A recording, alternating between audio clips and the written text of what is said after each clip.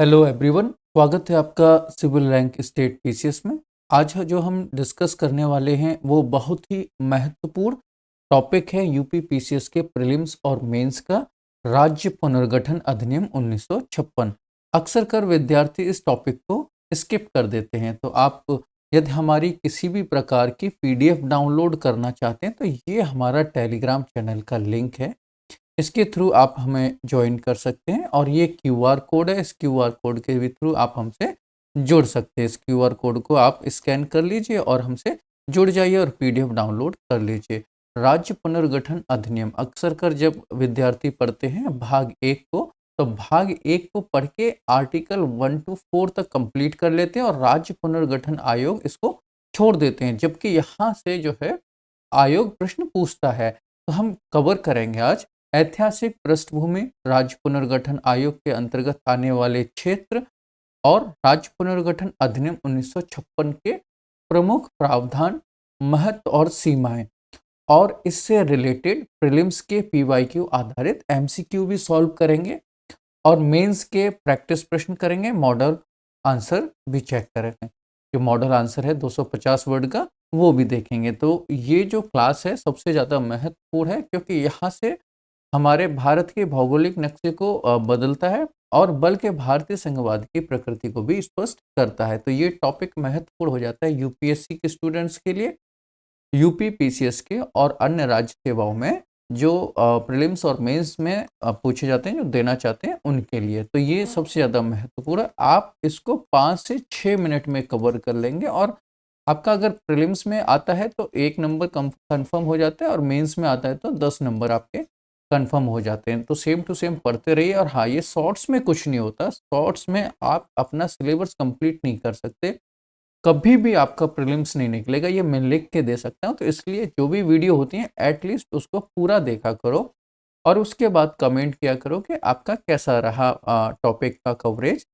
उस यदि आप हमारी वीडियो को पसंद करते हैं तो वीडियो को लाइक कर दिया करो और चैनल को सब्सक्राइब कर लो, क्योंकि अभी हम बहुत छोटे लोग हैं, बहुत बड़े नहीं। तो जब तक आपका साथ नहीं होगा तब तक हम आगे बढ़ नहीं पाएंगे। तो शुरू करते हैं। सबसे पहले इसकी पृष्ठभूमि समझते हैं, क्योंकि पृष्ठभूमि जानना बहुत आवश्यक है। अगर आपको पृष्ठभूमि क्लियर है तो आप क्वेश्चन को टैकल कर ले जाते हैं। भारत में राज्यों के पुनर्गठन की मांग स्वतंत्रता से पूर्व ही उठने लगी थी।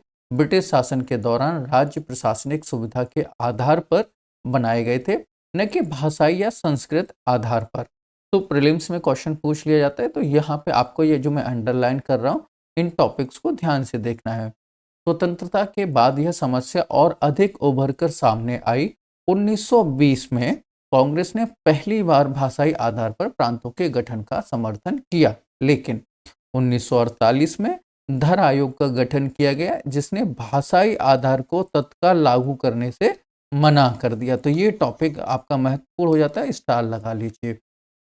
1949 जेपीवी समिति, तो ये समितियों को आप याद रखना है। देखो, एक समिति थी धर आयोग। धर आयोग किससे रिलेटेड है? भाषाई आधार को तत्काल लागू करने से इसने मना कर देते हैं और राज्य पुनर्गठन आयोग से संबंधित है। उसी तरह से 1949 की जेवीपी समिति, जिसमें कौन कौन थे? जवाहरलाल नेहरू, वल्लभ भाई पटेल, पट्टाभी सीतारमैया ने भी राष्ट्रीय एकता को प्राथमिकता दी थी, यानी कि इन्होंने भी भाषाई आधार पर प्रांतों के गठन को मना कर दिया था।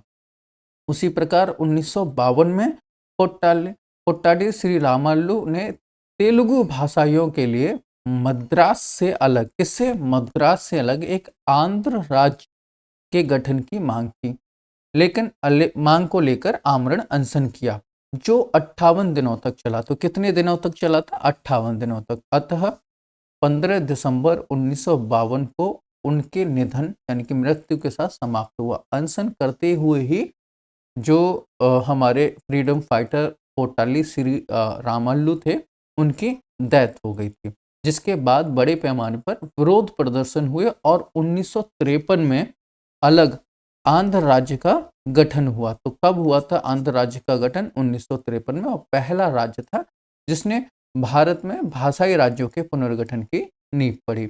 इसके बाद व्यापक पुनर्गठन की आवश्यकता महसूस की गई। देखिए, ये वो हमारे फ्रीडम फाइटर हैं, रामालू, पोटी श्री रामालू, जिन्होंने पहली आंध्र प्रदेश को जो भाषाई आधार पर बना था पहला राज्य, उसमें इन्होंने बहुत बड़ी भूमिका निभाई थी। अब बात करते हैं राज्य पुनर्गठन आयोग था क्या। राज्य पुनर्गठन आयोग कब था? 1953 में। इससे पहले के जो आयोग आए, जैसे धर आयोग आया, जेपीवी समिति आई और पोटाली श्री रामालू थे, ये 1953 से पहले की बात थी। अब हम बात करते हैं राज्य पुनर्गठन आयोग 1953 की। राज्य पुनर्गठन आयोग यानी कि एसआरसी, ठीक है, की स्थापना दिसंबर 1953 में भाषा के आधार पर राज्यों के पुनर्गठन की मांग और भाषाई राज्यों के गठन के लिए की गई थी, जिसकी अध्यक्षता फजल अली ने की और सदस्यता एच एन कंजरू और के एम पडिक्कर ने, जिन्होंने 1955 में रिपोर्ट दी और इसके आधार पर 1956 का राज्य पुनर्गठन अधिनियम पारित हुआ, जिससे 14 राज्य और 6 केंद्र शासित प्रदेश बने। इससे पहले ये कैटेगरी में थे, जैसे ए, बी, सी और डी, 4 कैटेगरियों में थे। लेकिन इस रिपोर्ट के बाद में 14 राज्य बने और 6 केंद्र शासित प्रदेश बने। आपको यहाँ तक समझ में आ गया? इसकी सिफारिश क्या थी, मेन सिफारिश क्या थी? इसकी मेन सिफारिश थी, आयोग ने एक भाषा एक राज्य के सिद्धांत को खारिज कर दिया, करते हुए राष्ट्रीय एकता, प्रशासनिक सुविधा और आर्थिक विकास को राज्यों के पुनर्गठन का आधार बनाया। तो ये आपको क्लियर हो जाना चाहिए। अब दूसरा, इसके परिणाम जान लेते हैं कि इसके परिणाम क्या। वर्गीकरण का अंत हुआ। वर्गीकरण का मतलब पहले हमारे जो राज्य थे वो ऐसे थे, ए कैटेगरी में, फिर बी में, फिर सी में या डी में, इस तरह से 4 कैटेगरियों में हमारे राज्य वर्गीकृत थे। इसकी रिपोर्ट आने के बाद में नए राज्य यानी कि 14 नए राज्य और 6 केंद्र शासित प्रदेश बनाए गए। जैसे आंध्र प्रदेश भाषा के आधार पर पहला राज्य था, ठीक है। केरल, मैसूर, राजस्थान, मध्य प्रदेश का विस्तार और महाराष्ट्र व गुजरात का विभाजन 1960 में हुआ। तो भाग सी और डी का विलय, भाग सी और डी के अधिकांश क्षेत्रों को आसपास के राज्यों में मिला दिया गया या केंद्र शासित प्रदेश बनाया गया, जैसे दिल्ली और अंडमान निकोबार। बात करते हैं राज्य पुनर्गठन अधिनियम की सीमाओं की, अक्सर कर पूछी जाती है क्वेश्चन। तो भाषावाद को बढ़ावा देने का आरोप लगा इस वाले आयोग पर। क्षेत्रीयता की भावना की वृद्धि हुई, छोटे राज्यों की भविष्य की मांगे और आर्थिक असमानताओं का पूर्ण समाधान नहीं हो पाया। फिर भी भारत की एकता और अखंडता पर कोई गंभीर प्रभाव नहीं पड़ा। कंप्लीट कर लेते हैं प्रीलिम्स के पीवाईक्यू आधारित एमसीक्यू जो आयोग ने पूछे हैं और जो महत्वपूर्ण है। इससे पहले आपसे रिक्वेस्ट है कि अभी हमारा चैनल बहुत छोटा है, तो आप सब्सक्राइब कर लीजिए और वीडियो को लाइक कर दीजिए। क्वेश्चन नंबर 1 है, राज्य पुनर्गठन अधिनियम 1956 किस अनुच्छेद के अंतर्गत बनाया गया था? तो किस अनुच्छेद के अंतर्गत बनाया गया था? अनुच्छेद 4 के अंतर्गत। इसका सही आंसर सी होगा। बी होगा अनुच्छेद 3 के अंतर्गत। माफ करना, इसका सही आंसर बी होगा, सी नहीं। राज्य पुनर्गठन आयोग का अध्यक्ष कौन था? अभी हमने पढ़ा, फजल अली जो है राज्य पुनर्गठन आयोग के अध्यक्ष थे। अब क्वेश्चन नंबर 3 है, राज्य पुनर्गठन अधिनियम कब लागू हुआ? कब लागू हुआ था? 1947, 1950, तो ये तो हो ही नहीं सकते क्योंकि ये तो बाद में हुए थे।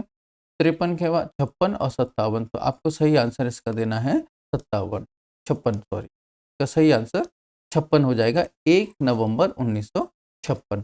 अगला प्रश्न है, राज्य पुनर्गठन अधिनियम के साथ कौन सा संविधान संशोधन किया गया? तो 7वां संविधान संशोधन किया गया था, तो इसका सही आंसर 7 यानी कि सी हो जाएगा। निम्नलिखित में से कौन सा राज्य 1956 में गठित हुआ? 1956 में जो राज्य गठित हुआ था उसका नाम पूछा है, सही आंसर इसका होगा केरल राज्य। तो ये केरल राज्य इसका सही आंसर होगा। अब कुछ महत्वपूर्ण प्रश्नों को देख लेते हैं जो मुख्य परीक्षा के अभ्यास के लिए अत्यंत महत्वपूर्ण है। तो आपको ये प्रश्न दिए गए हैं जिनके आंसर लिखने की कोशिश करनी है। अगर आप आंसर लिख लेते हैं तो आप हमारे टेलीग्राम चैनल पर पोस्ट कर दीजिए, वहाँ से हम आपकी कॉपी को चेक करके, इवैल्यूएशन करके आपको सही से रिप्लाई कर देंगे और उसमें आप अपना मूल्यांकन कर पाएंगे। तो प्रश्न संख्या 1 है, राज्य पुनर्गठन अधिनियम 1956 को भारतीय संघवाद की आधारशिला माना जाता है। इस कथन की समालोचनात्मक समीक्षा कीजिए। आप ये जो समालोचनात्मक समीक्षा वगैरह जो ये शब्द लिखे रहते हैं, अगर इनका महत्व नहीं पता है तो आप हमें कमेंट बॉक्स में बता दीजिए, तो हम इनका एक्सप्लेनेशन कर देंगे कि इसका मतलब क्या होता है। प्रश्न संख्या 2 है, राज्य पुनर्गठन आयोग यानी कि 1953 की सिफारिशों और राज्य पुनर्गठन अधिनियम 1956 के प्रावधानों का विवेचना कीजिए। एक प्रश्न में 2 क्वेश्चन पूछे जाते हैं, आप ध्यान से समझिए। जहाँ पे भी कॉमा लगा हो तो उसी तरह से आंसर दीजिए। पहले का आंसर दीजिए, फिर दूसरी बात का आंसर दीजिए अपने प्रश्न के उत्तर में। प्रश्न संख्या 3 है, भाषाई आधार पर राज्यों के पुनर्गठन ने भारत की एकता और अखंडता को कमजोर करने के बजाय कैसे सुदृढ़ किया? उदाहरण सहित स्पष्ट कीजिए। और 250 शब्दों में इसकी क्वेश्चन की डिमांड है। उम्मीद है कि आपको ये सेशन पसंद आया होगा। पीडीएफ डाउनलोड करने के लिए हमारा ये टेलीग्राम चैनल है, इस यहाँ से आप पीडीएफ डाउनलोड कर लीजिए और या क्यूआर कोड स्कैन करके हमसे जुड़ सकते हैं। यदि आप पॉलिटी का कंप्लीट सॉल्यूशन देखना चाहते हैं 2026 के लिए, तो ये हमारी प्लेलिस्ट है। आप प्लेलिस्ट के थ्रू सारी वीडियो को देख लीजिए, आपका प्रीलिम्स क्लियर हो जाएगा। फिर आपसे एक छोटी सी रिक्वेस्ट, यदि आप नए यूजर हैं तो प्लीज़ वीडियो को लाइक कर दीजिए और चैनल को सब्सक्राइब कर दीजिए। आपका प्यार ही और आपका साथ ही हमारी ताकत है। जय हिंद, जय भारत।